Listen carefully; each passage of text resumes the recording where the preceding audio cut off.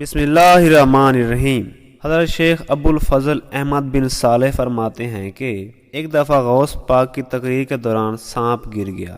پھر کیا ہوا کہ میں حضور سیدنا شیخ عبد القادر جیلانی غوث اعظم رحمۃ اللہ علیہ کے ساتھ مدرسہ نظامیہ میں تھا۔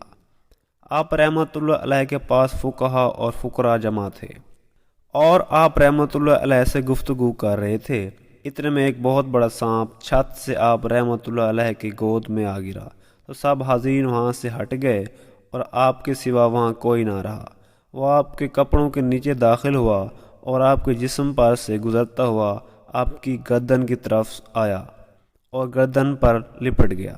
اس کے باوجود آپ نے کلام کرنا موقوف نہ فرمایا اور نہ ہی اپنی جگہ سے اٹھے۔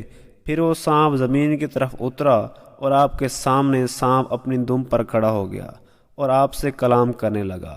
آپ نے بھی اس سے کلام فرمایا جس کو ہم میں سے کوئی نہ سمجھ سکا۔ پھر وہ چل دیا تو لوگ آپ رحمۃ اللہ علیہ کی خدمت میں آئے اور انہوں نے آپ رحمۃ اللہ علیہ سے پوچھا کہ اس نے آپ رحمۃ اللہ علیہ سے کیا کہا اور آپ رحمۃ اللہ علیہ نے اس سے کیا کہا۔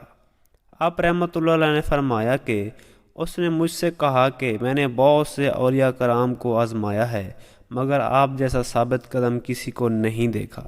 میں نے اس سے کہا تم ایسے وقت مجھ پر گرے کہ میں قضا و قدر کے متعلق گفتگو کر رہا تھا اور تو ایک کیڑا ہے جس کو قضا حرکت دیتی ہے اور قدر سے ساکن ہو جاتا ہے۔ تو میں نے اس وقت ارادہ کیا کہ میرا فعل میرے قول کے مخالف نہ ہو۔ پیارے ناظرین، یہ تھا غوث اعظم اور ایک سانپ کا واقعہ۔ تو کیسا لگا یہ آپ کو واقعہ؟ اپنی رائے کے ساتھ ضرور کیجیے گا کمنٹ میں اور ویڈیو کو ضرور لائک کر دیجیے گا اور اگر نہیں ہوئے ہیں چینل کو ضرور سبسکرائب کر لیجیے گا۔